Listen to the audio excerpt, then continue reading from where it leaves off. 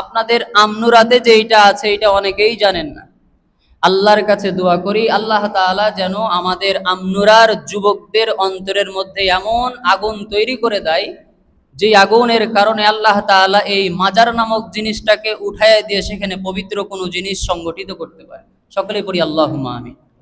আমার ব্যক্তিগত স্বপ্ন আছে, আমি যদি কোনোদিন সামর্থ্য রাখি, আমি আমার আজীবন চেষ্টা করে যাব ওই মাজারের মধ্যে যত খারাপ কাজ হয় সবগুলো বন্ধ করার।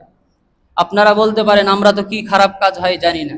আমি নিজেই প্রমাণ আছি, ওই মাজারের মধ্যে যে কবর আছে, কবরের সাইড দিয়ে দেখবেন 2.5 হাত 3 হাত করে জায়গা ফাঁকা আছে চতুর্দিক। যদি কোনো বাচ্চাকে নিয়ে মা বাবা কোনো মান্যত পালন করে, ওই কবরের মধ্যে ওই ঘরটার মধ্যে ঢুকাইয়া দিয়ে ওই কবরের চতুষ্পাশ দিয়ে ওই বাচ্চাটাকে গড়ানো হয়, শরীরের মধ্যে ধুলাবালি লাগানো হয়, এটাকে বরকত মনে করা হয়। জোরে বলেন নাউজুবিল্লাহ। আপনারা বলতে পারেন যে এটা তো এই যুগে নাই। আমিও প্রায় 10-15 বছরের ভিতরে কোনো খোঁজ রাখি নাই। বাকি আমি নিজেই এই কাজের সঙ্গে জড়িত হয়েছিলাম একবার। যে সময় আমি ছোট ছিলাম, আমার আত্মীয় স্বজন নিয়ে গিয়ে এটা করেছিল। 2 বোনের পরে 1 সন্তান পেয়েছিল আমার আব্বাজান। এজন্য খুব আদরের ছিলাম, যেন কোনোদিন কোনো অসুখ বালা মুসিবত না হয়। এজন্য ওই কবরের চতুর্দিক দিয়ে ঘুরিয়ে নিয়েছিল, শুইয়ে গোর পাড়িয়ে।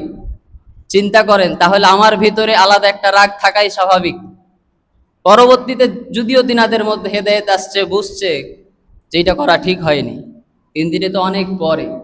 এগুলো এখনো হয় কিনা, যদি কোনো যুবক ভাই পারেন এইগুলোর খবর নিয়ে একটু জানাবেন।